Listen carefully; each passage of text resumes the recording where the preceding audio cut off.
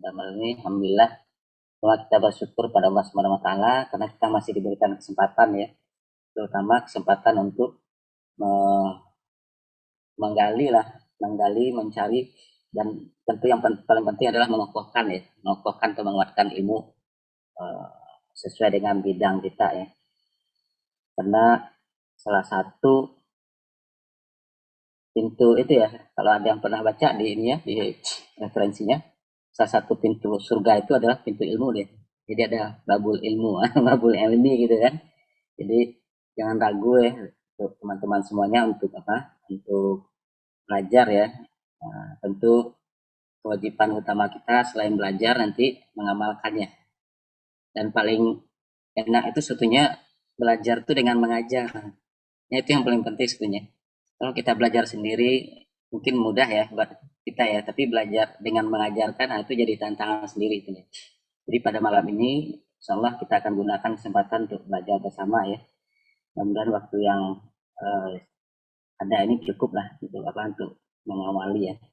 Dan salam pada baginda Rasulullah Shallallahu Alaihi Wasallam yang telah memberikan berbagai ini ya contoh ya, satu contoh teladan sehingga kalau kita ingin apa sukses ya, ingin meraih sukses dunia dan akhirat tentunya harus mengambil dan mengamalkan apa yang telah dicontohkan oleh beliau.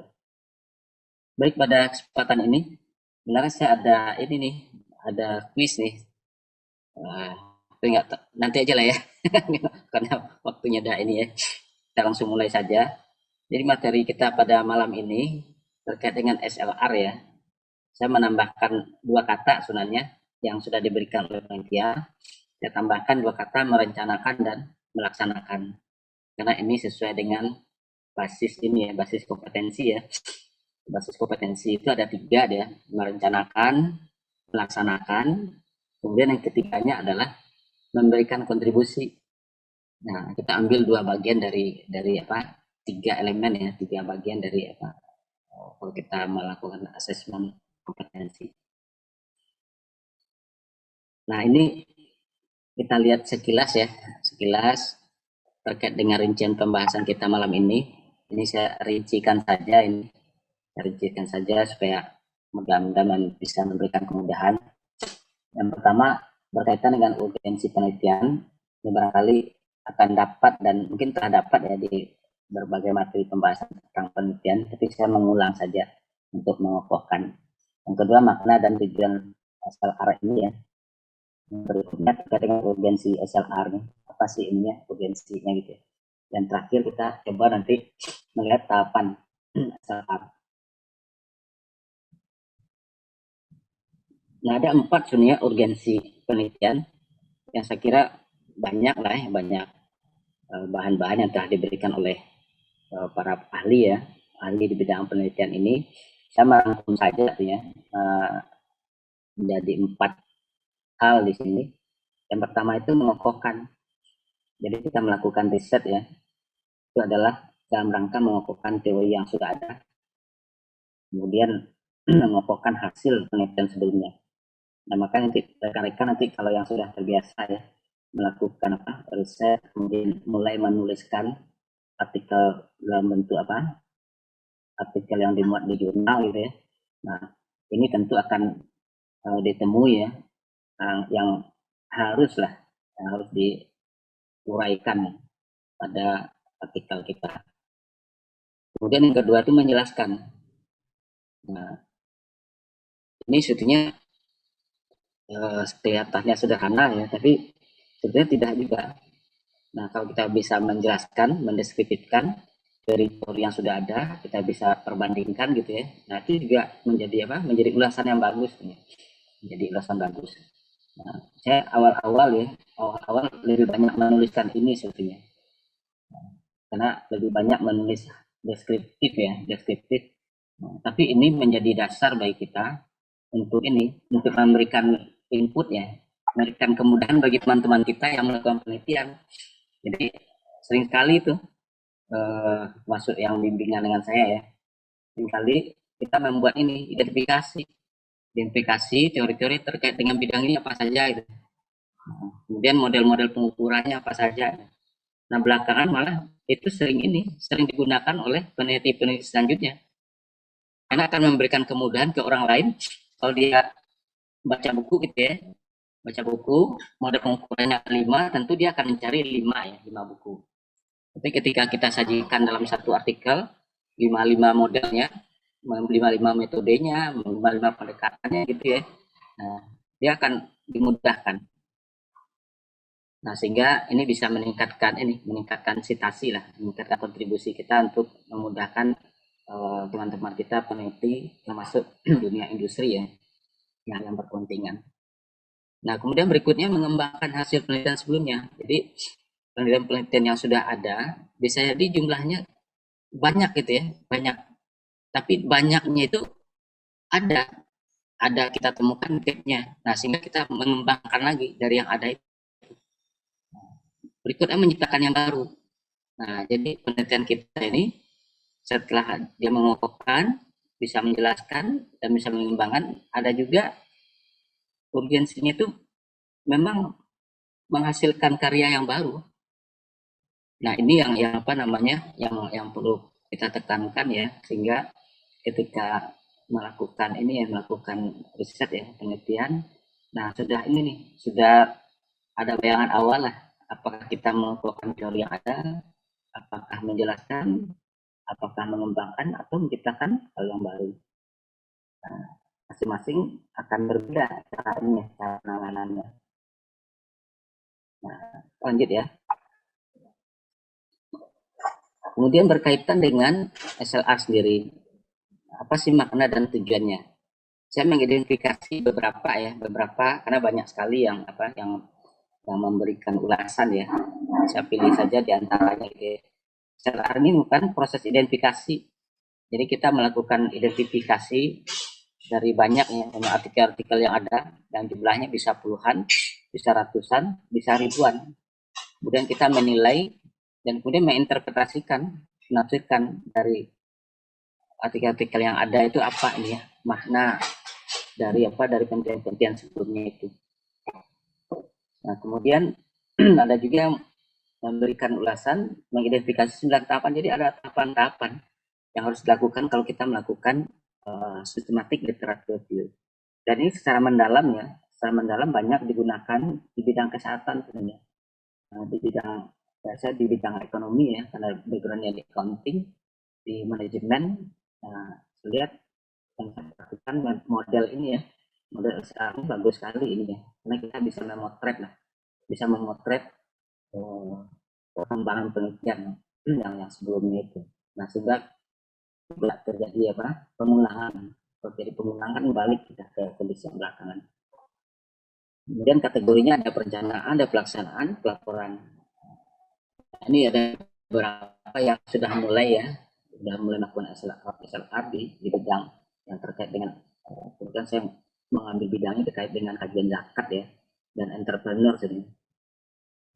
Kemudian ada juga yang menyebutkan SLR ini berguna untuk meringkas. Jadi bukti-bukti yang selama ini tersebar di banyak artikel dan tahunnya juga panjang ya, ada beberapa tahun.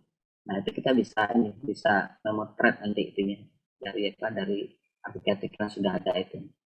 Nah, terakhir yang menyebutkan mengintegrasikan. Nah, sehingga dengan melakukan SLR ini terjadi efisiensi sebenarnya. Nah, kalau yang paling enak sekali itu kita mengumpulkan studi literatur review yang dibikin banyak. Nah, itu lebih enak lagi sebenarnya. Nah, tapi karena itu jarang, maka kita yang melakukan. Kalau kita bisa ini identifikasi khusus yang sudah mereview, nah, kita bisa melihat nanti perkembangannya. Kalau mereka menggunakan pendekatan yang sama gitu ya, nah itu akan ketahuan. Misalnya tahun 2000 sampai 2005 siapa yang melakukan reviewnya, si A gitu ya. Nah, 2005 sampai 2010 siapa lagi. Nah, kita nggak perlu melihat yang 2005, cukup lihat aja yang ini, yang review sebelumnya tuh. Jadi efisiensinya tinggi sekali.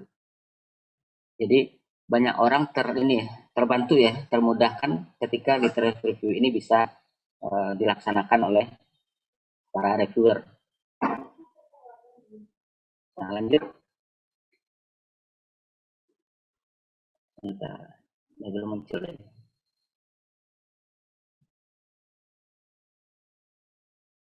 Nah, urgensi SLR ini apa?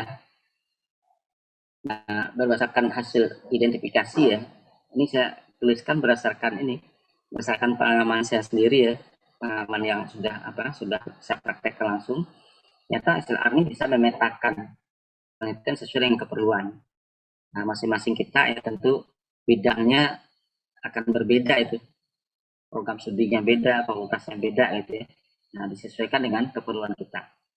Kemudian kita bisa melihat tren ini ya, tren penelitian itu. Apakah misal dari aspek metodologi ya, ternyata dalam 5 tahun terakhir lebih banyak melakukan risetnya itu, penelitian itu terkait dengan kualitatifnya kan. Nah, berarti kita bisa jumlahkan nanti berapa kualitatif, nah, kemudian nanti untuk kuantitatifnya berapa ini. Kalau kuantitatifnya sedikit, nah itu peluang bagi kita untuk menguatkan atau menyeimbangkan penelitiannya itu. Karena dua-duanya itu mempunyai manfaat yang yang saling menguatkan gitu ya. Kemudian mengokohkan pelaksanaan penelitian. Nah, jadi kita jadi tahu kan kalau 5 tahun dulu eh, lebih banyak mengeksplor gitu kan, mengeksplor variabel-variabel, mengeksplor dimensi-dimensi. Nah, 5 tahun belakangan nah, kita berupaya menguji variabel-variabel yang sudah ditemukan itu diuji. Nah, makanya muncul nanti kuantitatif. Nah, itu saling mengisi lah. Nah, kemudian terakhir kita bisa mendapatkan gap penelitiannya. Nah, di sini kita bisa bisa mendapatkan insight lah gitu ya. Nah, dari penelitian yang ada ini kita cocoknya di mana ini? Apa yang perlu kita teliti dalam tahap selanjutnya itu? Apakah kita menguatkan di sisi metodologinya? Apakah kita menguat dari sisi eh, pemanfaatan untuk industrinya gitu ya, untuk stakeholdernya gitu ya, nah, atau hal-hal yang lain. Karena gap itu banyak sekali hal-hal yang terkait dengan gap itu.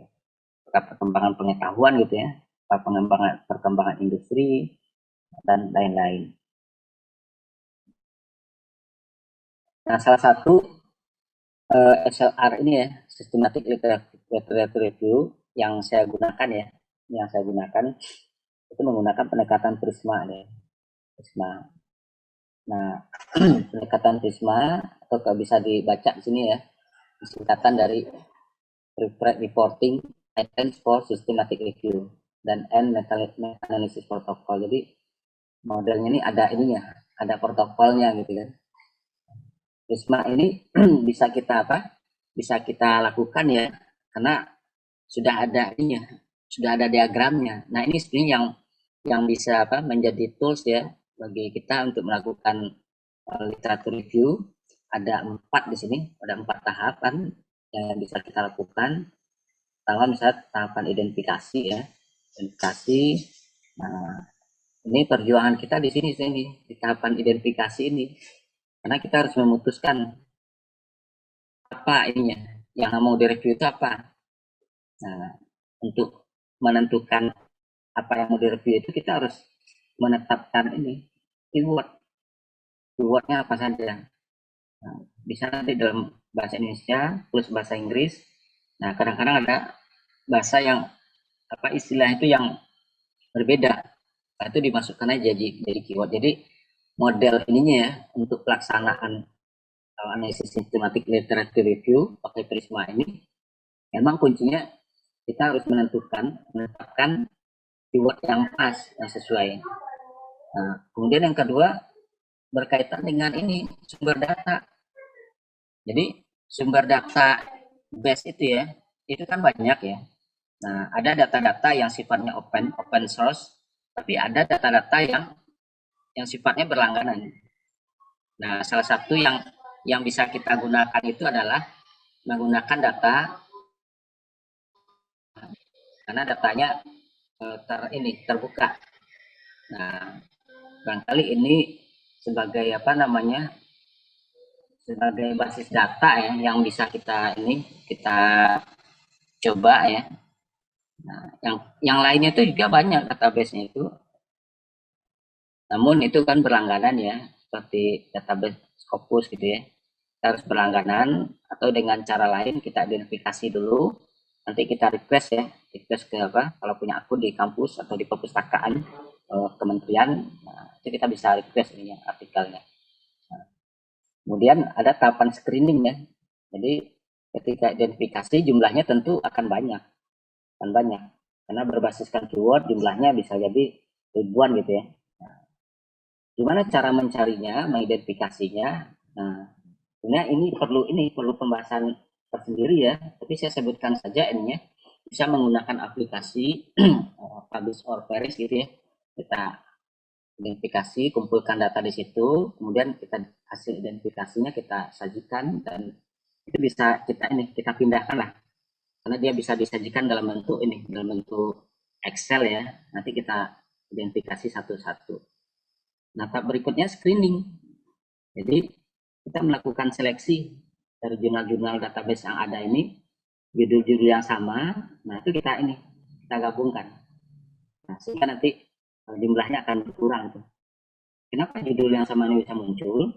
Karena bisa jadi publikasi artikel itu ada di jurnalnya sendiri, ada di database ResearchGate, mungkin ada di yang lain-lain gitu ya, karena banyak diupload gitu ya. Nah, sehingga kita harus gabungkan itu judul yang sama. Kalau ada dia tiga, nah, yang duanya harus di delete dulu. Nah, sehingga real nanti jumlahnya. Jadi kalau di awalnya 1000, nanti di sini tinggal 500 misalnya kan, tinggal 500. Nah, yang berikutnya adalah proses eligibility. Nah, proses ini terkait dengan potensi jurnal berdasarkan judul dan abstrak.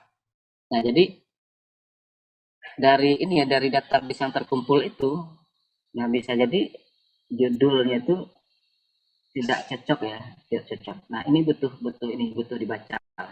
Abstraknya juga tidak cocok tidak sesuai dengan konteks yang kita perlukan. Kemudian yang terakhir baru tahap seleksi. Nah, nanti bisa lebih lebih praktisnya bisa menyampaikan langsung ya. Ada salah satu artikel yang sudah selesai dilakukan kajian literaturnya dan menggunakan Prisma, dan satu akan terbit di bulan ya. Sudah selesai reviewnya ya dari pihak jurnal. Nah, ini tunggu beberapa hari lagi lah. Dan mudah-mudahan bisa memberikan semangat bagi kita semua, karena itu dimuat aja di jurnal di jurnal. Apalagi teman-teman nanti kalau sudah mulai mencoba, bisa dari berdasarkan keyword bidang masing-masing ya, kirim ke jurnal jurnal nasional. Jadi secara bertahap kita bisa masuk ke jurnal internasional. Nah, kita lanjut. Nah, ini salah satu kajian terbaru saya sebetulnya ini. Kajian terbaru, dan ini saya kerjakan setelah menyelesaikan riset disertasi, kemudian saya lanjutkan pada pada tema yang sama ya. Nah, teman-teman bisa lihat di sini ya, lihat keyword yang saya gunakan sederhana sekali ini. Karena judulnya itu terkait dengan asnaf entrepreneur, itu mustahik orang-orang tidak mampu ya, tapi mereka itu melakukan aktivitas sebagai pengusaha. Nah, istilahnya kalau di Malaysia ya, di Malaysia itu saya temukan ada usahawan asnaf namanya, istilahnya itu. Kemudian ada kejayaan asnaf. Nah, ini asnaf-asnaf yang jaya, yang sukses maksudnya. Nah, kemudian digabungkan dengan istilah bahasa Inggris ya. Istilah Inggrisnya itu asnaf entrepreneur, kemudian entrepreneurial asnaf. Jadi agak lumayan banyak ini istilahnya itu. 1, 2, 3, 4, ada 5 istilah yang sama. Karena beberapa kali saya klik, oh ini kayaknya banyak juga mengulas ini. Sayang kalau kita tidak masukkan. Nah, akhirnya saya melakukan pencarian data itu jadinya 5 kali. menggunakan data A 1 sampai 5 ini ya. Nah, akhirnya ditemukanlah menggunakan data Google Scholar. Kenapa menggunakan data Google Scholar? Karena ini data yang bisa diakses publik. Nah, ini termasuk yang ditanya sama reviewernya juga sih itu. Kenapa Google Scholar? Ya, ini diakses publik. Ya, kalau yang lain karena berlangganan, ya kita pilih yang ini dulu. Nah, selanjutnya mungkin nanti karena ini database-nya Google Scholar ya, kalau ingin melanjutkan ke literatur berikutnya, kita tulis nanti di sini, kita ganti database-nya adalah Scopus misalnya, atau Web of Science gitu. Nah, ini temuannya seperti ini, yang Asnaf Entrepreneur 13, Entrepreneur Asnaf 11, Sound Asnaf ada 28, Asnaf Sukses ada 7, Kejayaan Asnaf ada 3. Nah, kemudian setelah diseleksi, nanti kita lihat sini ya, proses diagram ini ya. Dari 62 itu diseleksi dikurangi 21 nih di tahap 2-nya, exclude. Jadi artikel yang mirip ya, yang judulnya sama itu ada 21. Nah, sehingga tinggallah 41. Nah, dari 41 ada lagi 25 yang di exclude. Nah, kenapa di exclude? Nah, inilah yang perlu judgement dari kita sesuai dengan kebutuhan seperti yang saya sampaikan tadi itu. Kenapa di exclude? Yang pertama, artikel itu bukan jurnal. Nah, ada buku itu ya, buku atau bentuknya yang lain, atau laporan atau skripsi misalnya gitu ya. Nah, kita seleksi hanya untuk artikel jurnal saja. Kemudian artikel itu dia tidak full ya, jadi bisa di judulnya aja, abstraknya aja. Nah, kalau kita ingin full text available. Nah, kemudian yang ketiganya baru berkaitan dengan relevansi. Makanya kita baca ya, kita baca dari 62 itu ya, kemudian dikurangi 21, yang kita baca jadinya kan cuma 41. 41 kita baca, dikurangi 25 yang tidak sesuai dengan persyaratan kita, dengan ketemulah 16. 16 artikel inilah yang kita analisa lebih lanjut. Gitu ya. Nah, ini. Saya bikin yang simpel saja sebenarnya. Jadi judulnya apa, penulisnya siapa, negaranya mana gitu ya. Nah, metodenya seperti apa, kemudian nanti berkaitan dengan sampelnya ya. Sampelnya berapa, kemudian hasilnya seperti apa. Jadi rekan-rekan bisa menambahkan, karena ini inovasi ya. Inovasi kita boleh nih agak banyak gitu ya ditambahkan. Yang penting apa yang kita targetkan bisa kita sajikan gitu. Ini ada 16 nanti ya sesuai dengan hasil Prisma tadi itu. Nah, ternyata di sini kan kelihatan judulnya, kemudian di mana aja dia terbit gitu ya. Jadi kita enak. Nah, dari sini aja kita dapat gambaran misalnya ya, dari 3 artikel ini ya, dari 16 itu. Ini N-nya ya, sampelnya itu 100. Kemudian ini 39, kemudian ini 87. Nah, ketika sampel kita lebih banyak dari 100, itu udah keterbaruan dia. Nah, tinggal nanti metodenya ya, cara mengambil sampelnya kita seperti apa. Nah, disesuaikan dengan ini metodologi yang kita punya. Karena ada yang ada yang sedikit 30 gitu ya. 30 karena dia sifatnya studinya pilot gitu ya. Tapi kalau bukan pilot harus lebih dari 30. Tergantung pendekatannya nanti. Nah, kemudian rekan-rekan nanti bisa ini juga bisa menyajikan data trennya perkembangannya. Nah, ini saya sajikan sederhana saja, ngambilnya 2000 ya, tahun 2000 sampai 2020. Tahun 2011, 2000 sampai 2020. Nah, yang yang tersajikan ya, yang sudah lolos menggunakan Prisma tadi itu, ternyata mulainya 2011, 2012, 2013 nggak banyak. Puncaknya itu ada di 2019. Nah, artinya ini pembahasan tentang ini belum banyak yang mengulas. Baru mulai itu 2019, 2020 diatur lagi. Artinya ini menjadi peluang bagi kita ya, untuk meneliti lebih lanjut. Karena yang menelitinya tidak banyak. Nah, kita nanti harus penasaran itu sebabnya apa gitu ya, apa jumlahnya segini. Nah, berdasarkan hasil Prisma tadi, nah kita bisa ini menemukan faktor-faktor yang membuat, karena judulnya kesuksesan ya, kesuksesan dari asal entrepreneur itu, kita bisa identifikasi dari semua artikel yang ada tadi itu, yang terseleksi kan 16 ya, di 16 artikel itu kita cek variabelnya, faktor yang menentukan apa saja. Oh, ternyata ini ada 6 ya, ada karakteristiknya. Jadi asnaf entrepreneur itu bisa sukses karena karakteristiknya. Yang kedua karena kompetensinya. Yang ketiga karena intentionnya, niatnya. Kemudian karena religiosity-nya. Kemudian resource dan opportunity. Nah, ini rekan-rekan kalau ingin menguji variabelnya ini, dari 6 ini ambil 3 juga boleh. Nanti kita ada alasan kan, kenapa ngambilnya 3 saja. Sumbernya dari mana? Karakteristiknya sumber penelitian nih. Dari Halim, dari Hadi. Jadi kita enak nih. Nah, ini ketika ini sudah kita temukan, yang kepikiran selanjutnya apa? Kita tinggal ngecek apa sih indikatornya gitu ya. Karena kalau kuantitatif kan ngejar indikator gitu ya. Dimensinya udah ketahuan. Dimensinya ketahuan. Kemudian yang kedua, setelah faktor-faktor, saya menemukan ini indikator, indikator kesuksesannya.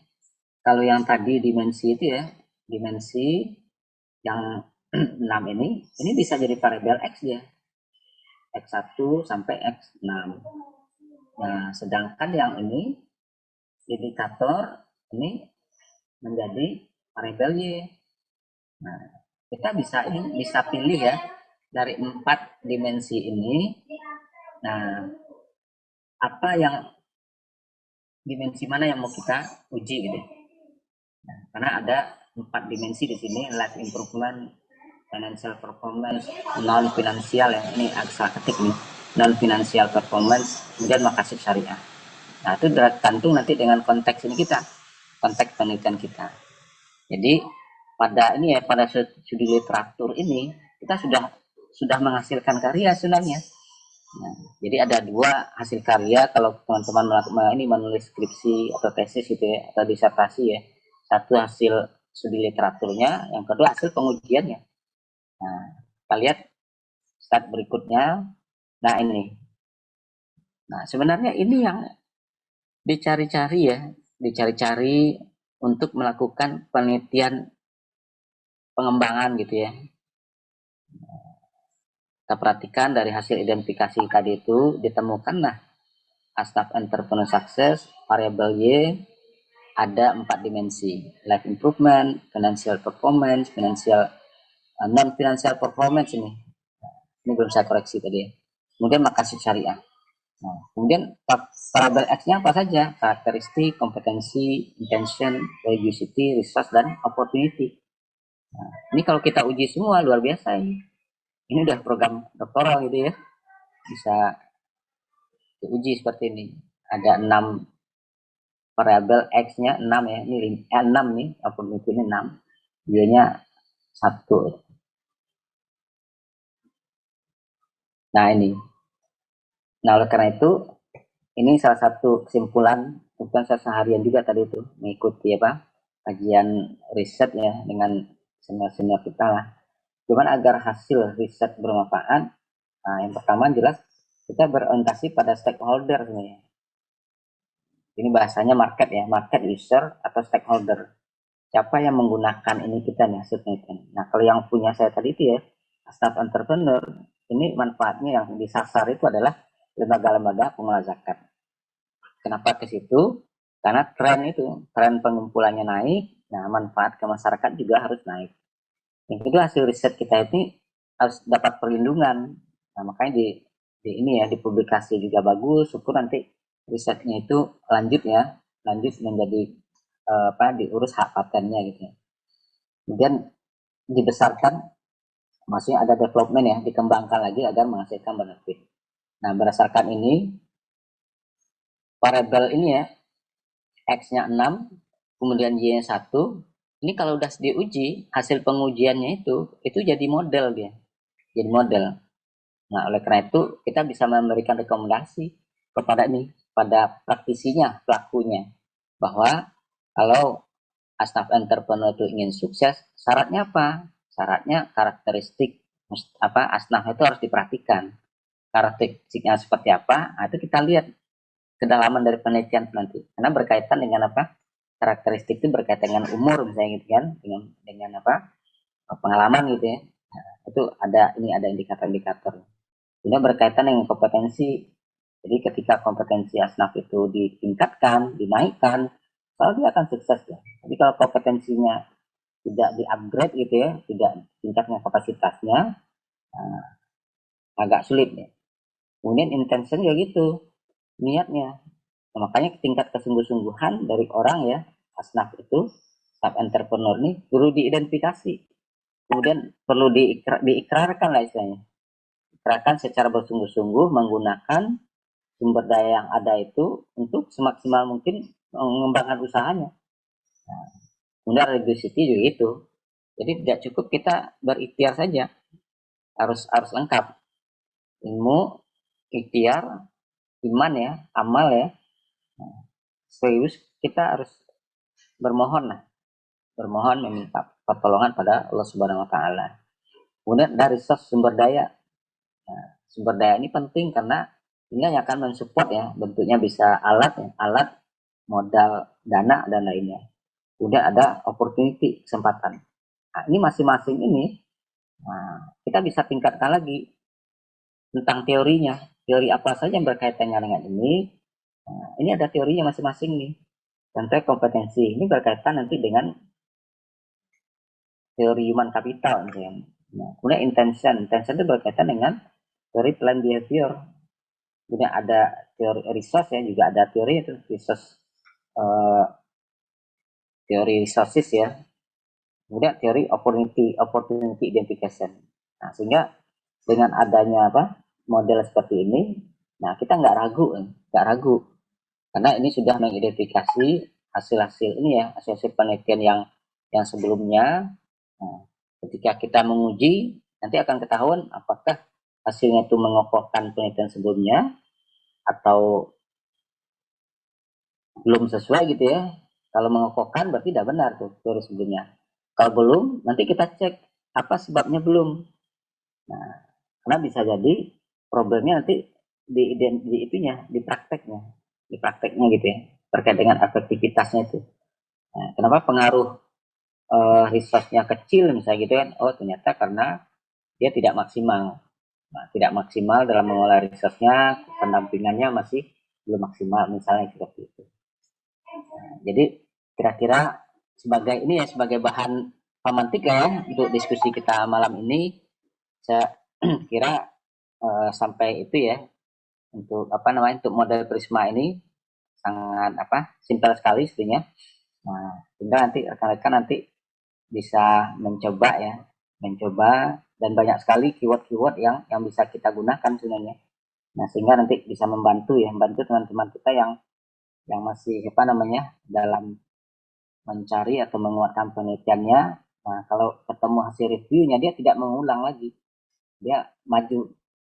Nah, kalau hasil penelitian seperti ini ya, modelnya sudah ditemukan seperti ini, kita tinggal menguji saja. Jadi menguji apakah 6 variabel yang kita uji atau 3 saja atau 4 saja, nanti disesuaikan dengan konteks ini kita, konteks riset penelitian kita. Baik, barangkali itu sebagai sebagai awalan. Saya kembalikan kepada moderator. Assalamualaikum warahmatullahi wabarakatuh. Iya, Masya Allah. Sangat luar biasa ya teman-teman, penyampaian materi dari Eko Syamsul mengenai SLR atau Systematic Literature Review Based Research. Baik, sesi selanjutnya adalah sesi tanya jawab. Mungkin kepada teman-teman yang memiliki pertanyaan bisa langsung ditanyakan kepada narasumber kita pada malam ini, sangat luar biasa. Boleh melalui kolom chat atau boleh mengaktifkan mikrofonnya. Pada teman-teman dipersilakan.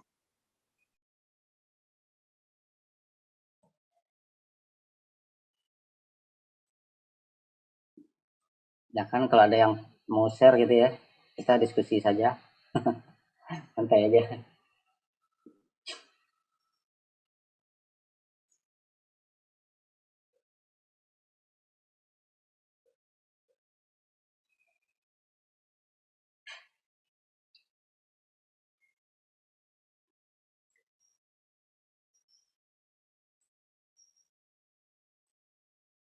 Ada yang pernah ini nggak, yang sudah pernah membuat kajian literatur gitu?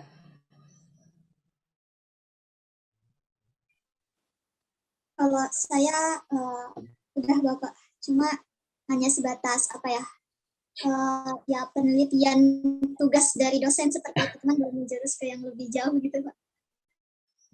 Biasanya kajian apa studi literaturnya itu tidak menggunakan pendekatan. Biasanya kalau saya perhatikan gitu ya, misalnya penelitian tentang apa? Contohnya tentang eh, ekonomi syariah lah gitu ya.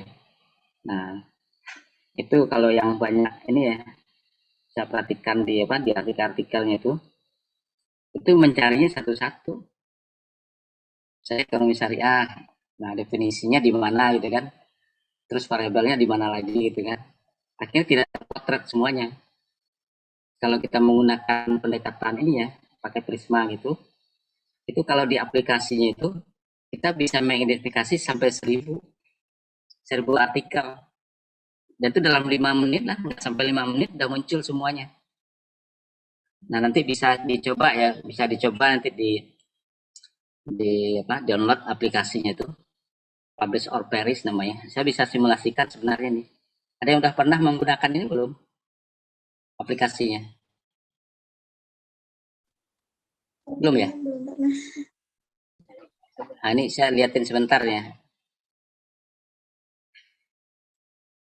Karena aplikasi ini free juga. Kalau bayar ya agak mahal. Ini aplikasi free, sayang kalau kita nggak gunakan, maksudnya gitu.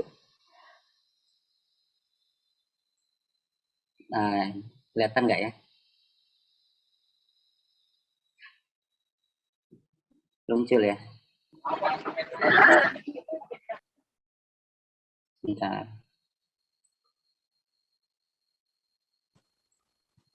Ini Bapak dan Nah, power sudah bisa di-share? Udah ada kelihatan belum?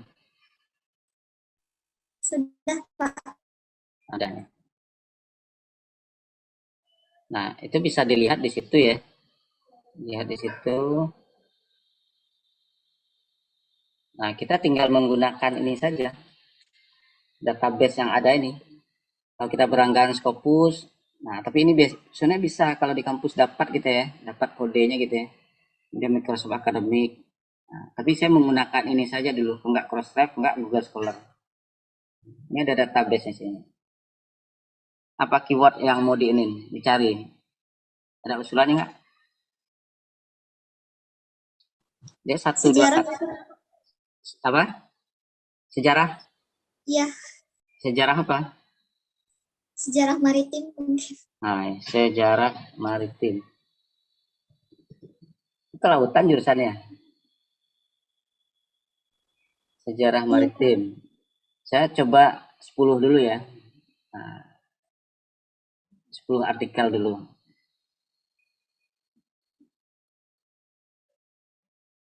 Jadi ada dua pilihan, nanti kita gunakan di title word atau di keyword ini. Nah, ini jaringan ini. Sebentar saya matiin dulu ininya nih.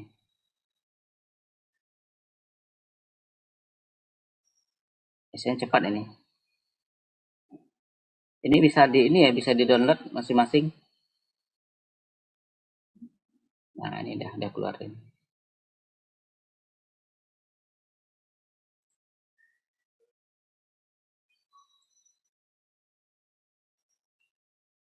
Bentar. Page. Page. Nah, page.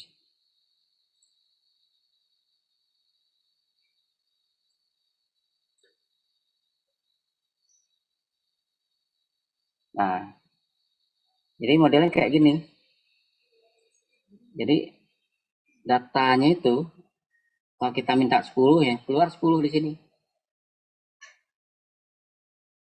Kalau kita klik 100, dia akan keluar 100. Kecuali penelitian sedikit gitu ya. Nah ini, jadi identifikasi awalnya kayak gini. Kalau cari di Google biasa gitu ya, manual, akan lama dia. Lama dia, download dulu kan. Kalau ini enggak, ini cepat. Kalau 1000 ya bisa nih. Kita menunggu dikit. Sejarah maritim itu banyak yang menulis. Ada nih 1000. Jadi nggak sampai berhari-hari pula kita mencari data itu kan. Jadi satu hari itu udah selesai semua nih. Datanya udah ditemukan, nanti kita seleksi ya. Kita lakukan 4 tahapan tadi itu. Nah, hari kedua kita udah bisa bikin tabel-tabel tuh. Nah, hari ketiga kita tinggal deskriptifkan. Jadi satu pekan itu sudah bisa satu artikel kalau ini membuat literatur review itu. Nah, pekan kedua tinggal ditranslate ke bahasa Inggris. Nah, pekan ketiga udah dikirim. Jadi kurang lebih 1 sampai 2 pekan itu kita bisa menghasilkan satu artikel ya yang review sifatnya. Ini banyak sekali nih. Nah, ini tinggal di copy gitu ya. Ini bisa dipindahin ke ini, bisa dipindahin ke Excel. Tapi biasanya saya simpan dulu dalam bentuk RIS, nanti kirim ke ini, ke bibliometrik namanya. Jadi ada apa namanya? Ada aplikasi bibliometrik yang bisa dipakai orang kan. Nah, itu akan ketahuan juga. Cepat ininya. Tapi karena ini pakai Prisma, ini disimpan dulu, di copy gitu ya, di copy, bentuknya bentuk ini, apa, Excel gitu ya, bentuk Excel. Nah, kemudian diseleksi di sini nih, mana artikel yang sama gitu ya, nanti kita delete. Jadi kalau intensif ini yang melakukan Prisma itu, seolah lah paling lama itu 1 bulan satu lah. Jadi setahun itu kita bisa publikasi 12. Nah, cuman membuatnya jangan nunggu ini ya. Jangan nunggu dipublikasi dulu baru kita buat, nggak jadi deh. Jadi setiap bulan teknisnya yang saya kerjakan, sebulan kirim satu, nanti dia akan terbit itu. Karena publikasi jurnal itu kan jarang yang tiap bulan kan. Publikasinya itu ada yang 2 kali setahun, ada yang 3 kali setahun. Tapi tugas kita mengirim setiap bulan, kirim setiap bulan. Nah, soalnya setahun tuh minimal publikasi kita tuh 12. Nah, jadi minimal kita bisa inilah ngejar Sinta ini ya, Sinta 2 sampai Sinta 6 itu udah umum lah.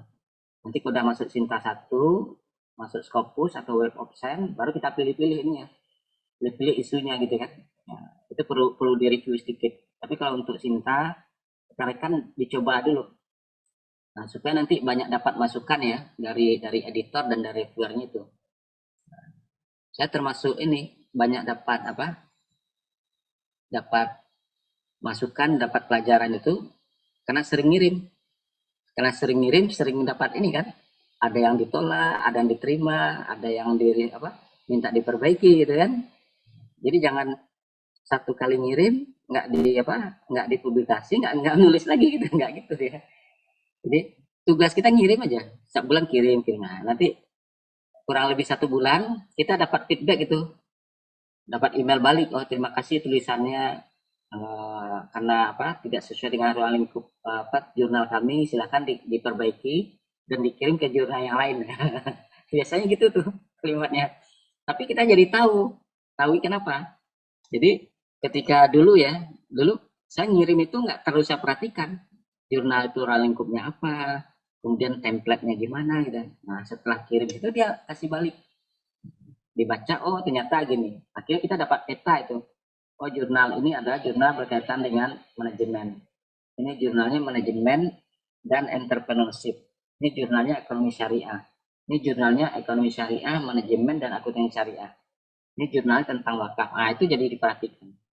Nah, sampai nanti kita bekerja berdasarkan template. Jadi setiap jurnal itu ada template-nya, kita harus ikutin.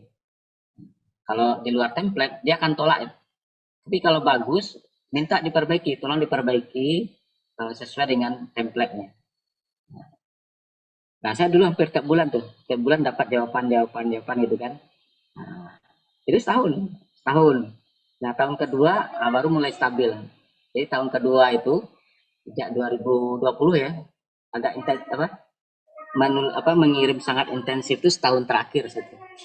Nah, tahun kedua baru bisa diprediksi karena sudah melalui ketahuan ya. Ini saya pilih-pilih tuh. Januari kirim kayak jurnal ini, Februari, Maret ya. Tapi udah rutin. Jadi dengan model ini pendekatan sistematik literatur review khususnya Prisma, soalnya nanti teman-teman bisa ngirim tiap bulan. Apalagi satu tim ya. Kalau satu tim misalnya ada 5 ya, 5 orang. Nah, 5 orang masing-masing bikin. Ini strateginya saya kasih tahu ya. Masing-masing bikin. Tapi di satu artikel itu namanya jangan satu orang. Namanya berlima. Karena dia satu tim.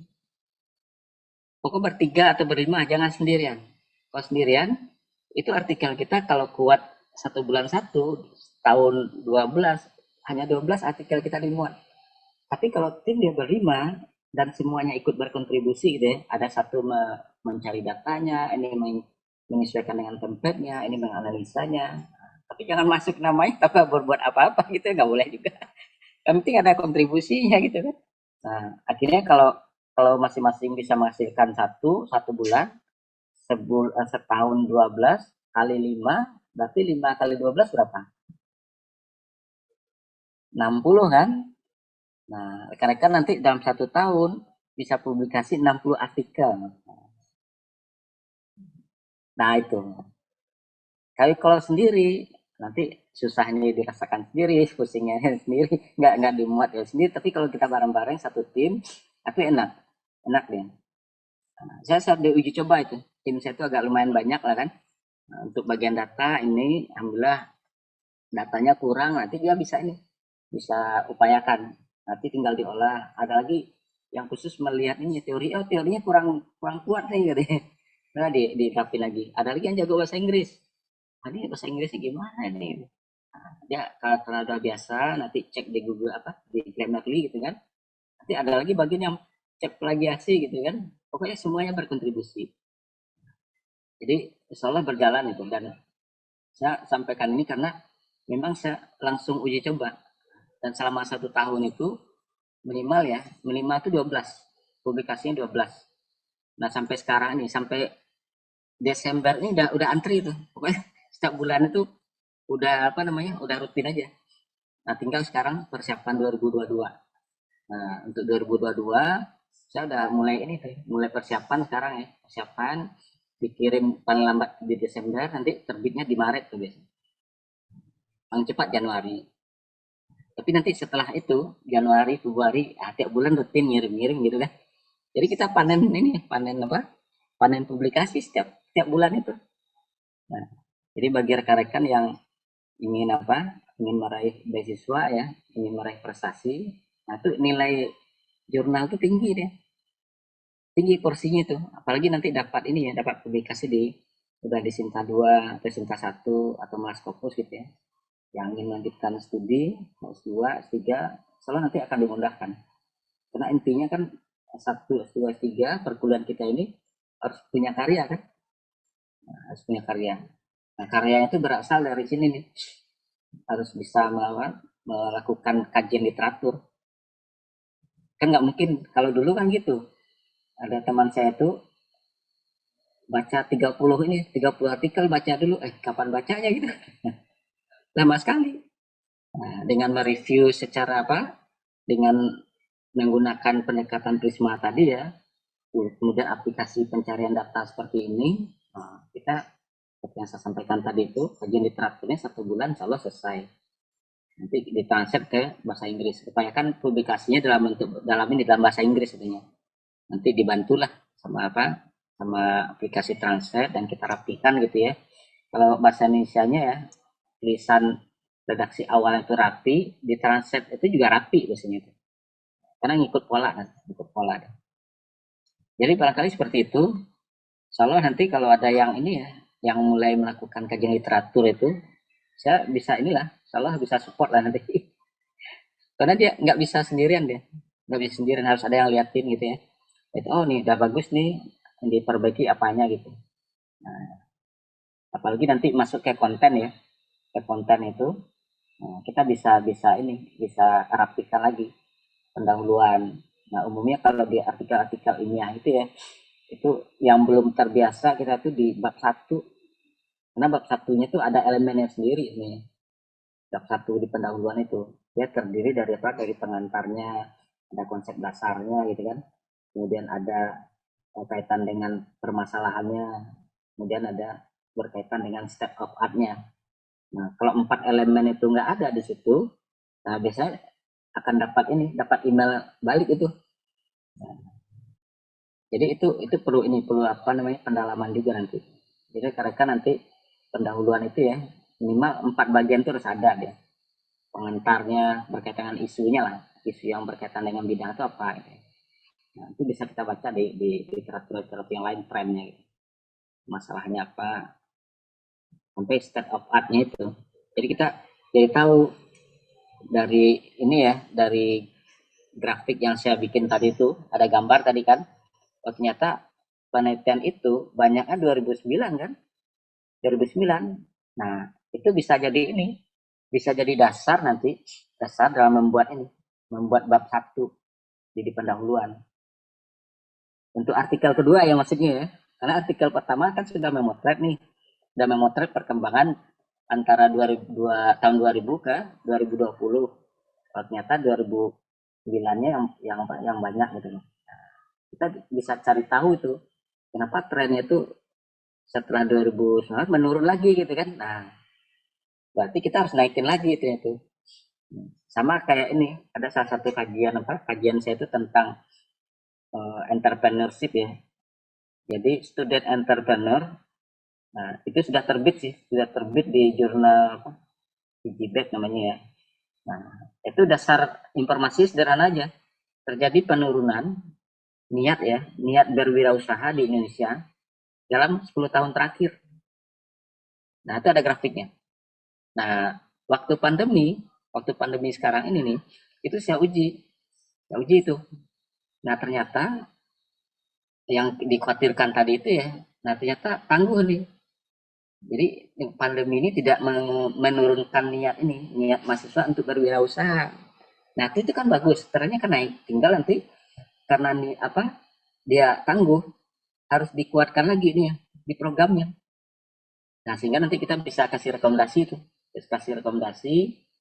supaya pihak terkait ya, pemerintah, kampus, dan pengusaha dan lainnya memberikan dukungan gimana supaya niat berwirausaha mahasiswa itu bisa naik. Nah, sampai nanti bisa memberikan dukungan terhadap jumlah minimal pengusaha ya, supaya sebuah bangsa itu makmur, minimal kan 2% ya kan. Jangan sampai jumlah pengusaha itu di bawah 2%. Nah, itu nanti bisa down ya. Nah, makanya niat tadi itu berkaitan dengan itu, menaikkan jumlah pengusaha yang 2% tadi itu. Tapi kalau nggak ada dukungan, nah dia turun lagi itu. Nah, itulah yang menjadi salah satu penyebab terjadinya apa? Krisis gitulah. Ya, barangkali gitu. Ada yang mau ditanyakan lagi, silakan. Ini bisa di-download ya aplikasi ini, Publish or Perish namanya. Boleh disimulasi nanti ya masing-masing ya.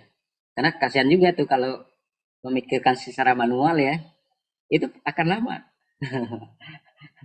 Karena saya udah coba itu tanpa sebelum mengetahui yang ini ya, itu agak lama tuh. Setahun bolak-balik gitu.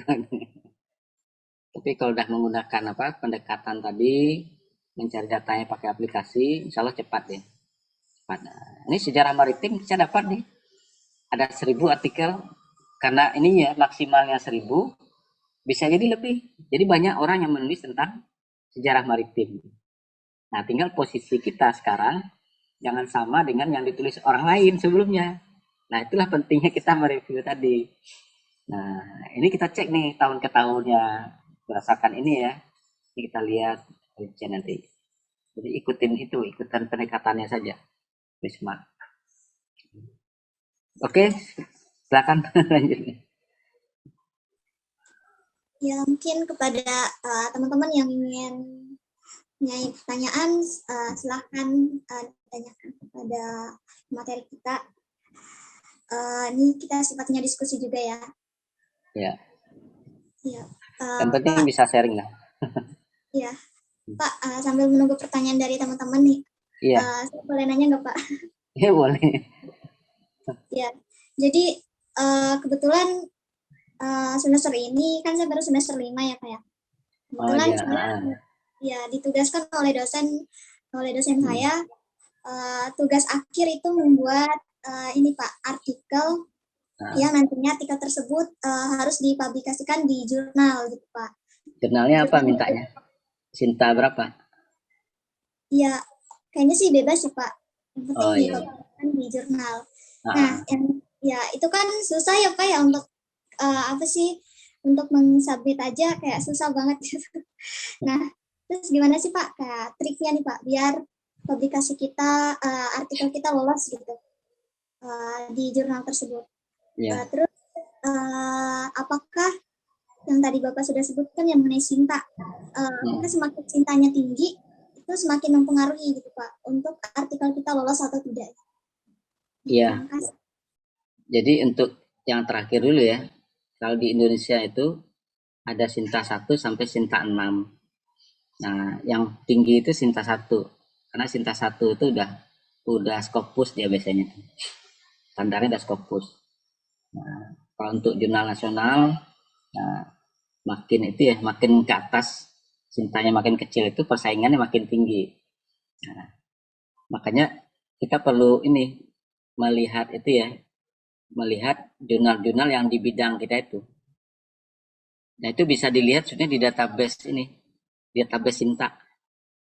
Jadi ada websitenya Sinta Ristek Dikti itu ada kumpulan jurnal semua itu. Nah, tapi pola yang kedua ya. Nah, kita dengan menganalisa yang tadi itu menggunakan publish or perish itu, temanya apa. Nah, nanti di situ kita kelihatan tuh, oh tema kita ini dimuat di jurnal apa gitu ya. Yang lihat yang rating satunya. Kan di situ ada rate-nya tadi tuh. Yang saya share tadi tuh. Ini sebentar saya balik dulu sebentar ya. Nah, di data pencarian itu di sini kan ada rank ya. Ini ranking nih. Jadi ranking-ranking artikelnya itu dari 1 sampai 997 ini ya. Nah, kita utamakan yang atas dulu. Biasanya yang atas ini dimuatnya di jurnal yang ini nih tinggi ini. Tapi di sini kita seleksi dulu nih. Karena kita jurnal ya, tulis aja di sini jurnal. Kalau nggak kita tulis dia bercampur dengan buku. Nah, nanti akan terpilah hanya jurnal-jurnal. Nah, kalau saran saya ini ya untuk awal-awal itu masuk di ini di Sinta 3 dan 4 lah, 3 sampai 5 lah. Nggak apa-apa. Karena yang persaingan agak agak tinggi itu di 2. Karena di 2 itu berkaitan dengan ini ya, dengan kepangkatan biasanya. Jadi kalau artikel kita sering dimuat di apa di jurnal yang bagus ya, Sinta 2, Sinta 1 gitu ya. Itu pangkat kalau jadi dosen, pangkatnya cepat naik. Kalau ingin jadi profesor kan harus apa skopusnya Q1 namanya. Nah, itu lebih ini lagi, tinggi lagi persaingan itu. Tapi kalau untuk yang sekarang Sintanya aja kita ini yang Sinta itu di ini dicek di website itu ya, cari di Google nanti Sinta Ristek Dikti. Nah, itu di situ ada semua tuh. Kita jadi tahu bidang-bidang jurnalnya apa saja, peringkatnya berapa gitu ya. Nah, kalau ingin dimuat di jurnal itu, malah kita review di sini. Di gunakan aplikasi ini juga bisa ini. Jadi menggunakan profil namanya. Di sini kan ada kelihatan ya, Google Scholar Profile kan. Nah ini. Nanti masuk Jadi di setiap publikasi personal ya, orang-orang yang meneliti itu ada di data Google Scholar itu ada kodenya. Ada kodenya di situ. Masukin kode profil ID-nya. Nah, kalau kode jurnal, lihat di jurnal itu kan biasanya kalau kita lihat halaman jurnal ya, di bawahnya itu ada Google Scholar. Nah, klik Google Scholar itu, cari ID-nya. Nah, nanti kalau udah ketemu ID-nya, masukin sini, nanti akan keluar di jurnal itu artikel apa saja yang yang pernah dimuat. Saya lihat sebentar, kira-kira jurnal apa ininya. Saya cari sebentar ya. Jurnal apa tadi? Sejarah ya? Iya, Yang Pak. bahas apa? Sejarah ya, maritim ya. Jurnal maritim. Iya, Pak.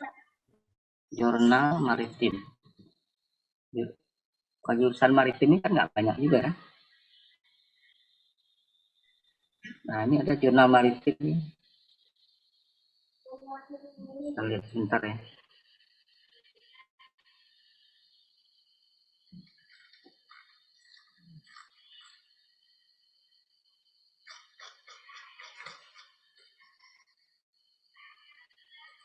Jurnal maritim.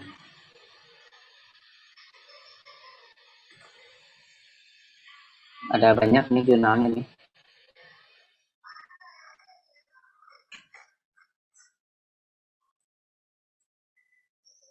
Jurnal. Oh, kayaknya masih jarang ini ya. Nggak banyak jurnalnya ya. Jurnal maritim.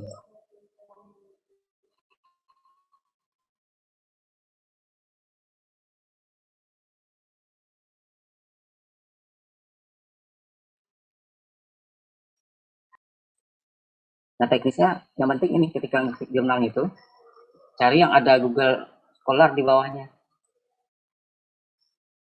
Ini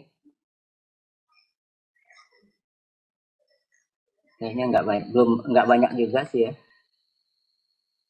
Bisa cari itu nanti ya di Ristek Dikti itu. Cuman Sinta itu saya lihat dari kemarin itu dia lagi apa? Maintenance kayaknya. Saya coba yang ini aja, yang jurnal Ziswap ini ya. Nah, jurnal Ziswap, kebetulan di situ ada ininya, ada Google Scholar. Saya mau liatin Google Scholarnya itu.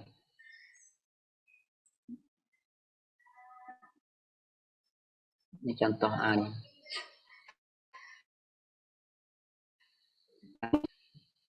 Jadi di jurnal, contoh Ziswap ini, lihat di agak ke bawah dikit. Nah, ini kan ada nih indeksnya Garuda, Sinta gitu ya. Nah, kalau kita klik Sinta, jangan masuk ke sistem itu. Sinta berapa nih jurnal? Kalau ini Sinta 3 nih. Kemudian kalau kita ingin menganalisa artikel apa aja yang ada di sini, klik Google sini. Google Scholarnya itu. Nah, nah di sini ada semua nih artikel-artikel yang dimuat di situ. Nanti kita klik di atas ini ada kodenya nih. Ini ada kodenya kan. User sama dengan, nah terus sebelum, nah di copy ini, nah terus masuk ke dalam ini tadi, aplikasi publish or perish tadi itu. Masuk lagi aplikasi publish or perish, nanti kodenya klik, masuk pindahin sini kan. Nah, nanti set, nanti akan keluar gitu, akan keluar. Nah, kita mereview ya,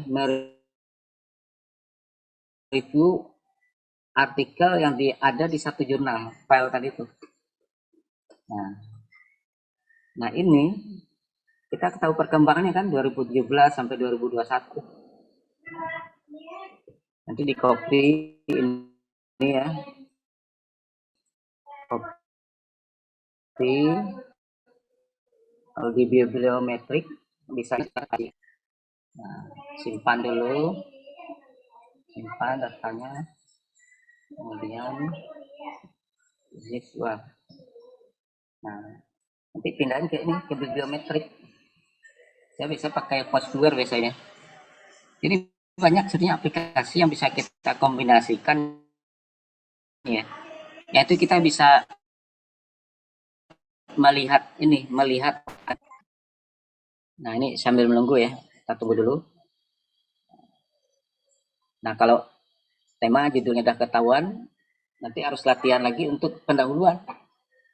Kalau menurut saya itu yang agak berat itu sebenarnya bikin pendahuluan. Bikin pendahuluan. Karena pendahuluan itu ada 4 elemen tadi. Nah, saya lagi membuat pendahuluan itu menjadi template-nya. Karena agak berbeda saya perhatikan itu template yang yang di jurnal ya. Karena ada metodenya sendiri, pakai Imrat namanya itu. Ada ini sendiri. Cara penulisannya itu ada sendiri. Nah, kalau itu udah biasa kita praktekkan, yang salah untuk bab berikutnya ya, literatur review, metodologi, pembahasan ya. Karena rata-rata reviewer itu melihat ini di bab satunya. Bab satu itu kan dasar kan, alasan kita melakukan penelitian. Kalau dasarnya nggak kuat, nanti balikin punya kita itu. Ini sebentar videonya saya ini dulu ya. Videonya sama tim dulu nih. Agak berat deh.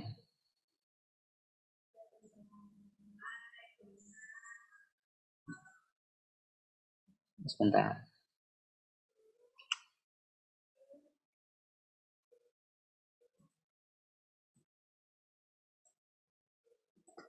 Kalau Foursquare udah ada yang pernah pakai.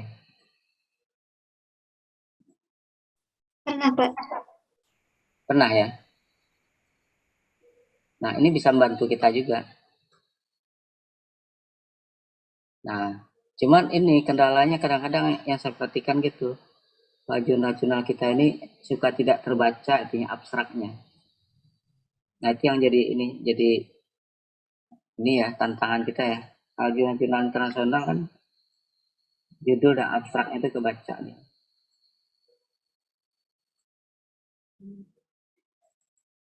Nah, bentar.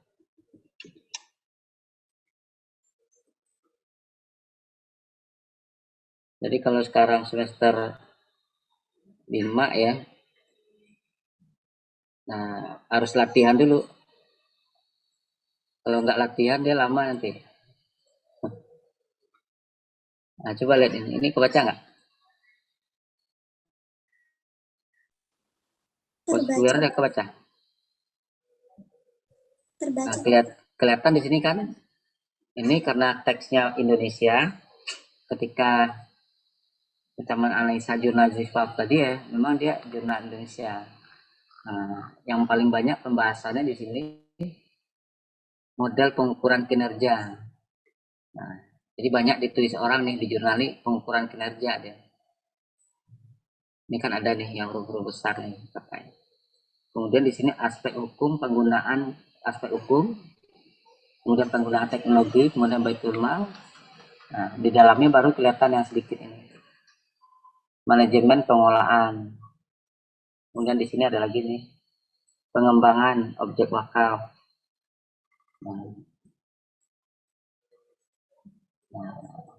Nah, kita bisa milih nih.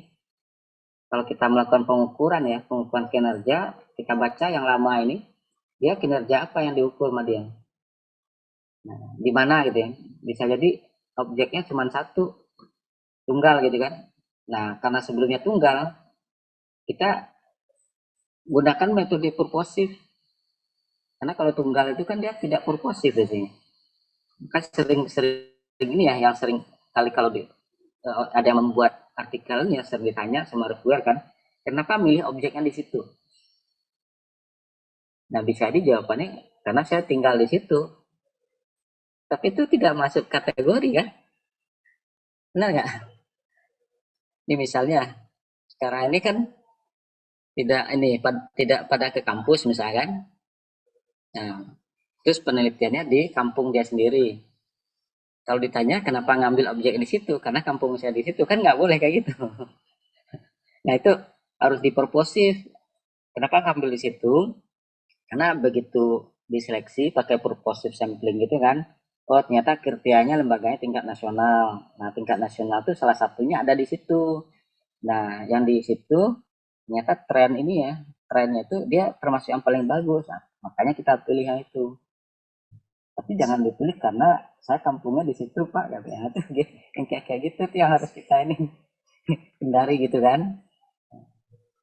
Nah itu, jadi ini menjadi petunjuk, ini petunjuk arah nih.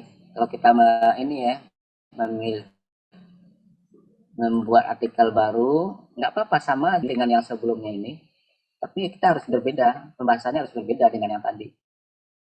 Ini manajemen pengelolaan wakaf, nah, berarti manajemen pengelolaan wakaf nanti dicek juga, apakah dia tunggal tadi ya, apakah dia nasional, apakah provinsi. Nah itu kita ini, kita cek betul metodologi nanti. Nah, jadi kalau ingin apa, ingin bisa itu ya, bisa menulis artikel 1 bulan 1 itu, saya kuncinya kalau saya perhatikan ya, berdasarkan yang sudah inilah yang sudah saya buat itu bab 1 nih di pendahuluan. Kalau pendahuluan itu kuat, nah insya Allah literatur review itu ngikut ya, metodologi yang ngikut ya. Apalagi pembahasan ya, hasil dan pembahasan itu juga ngikut ya. Nah, semakin sering kita menulis literatur review, nah insya Allah nanti akan memudahkan kita membuat artikel-artikel yang baru.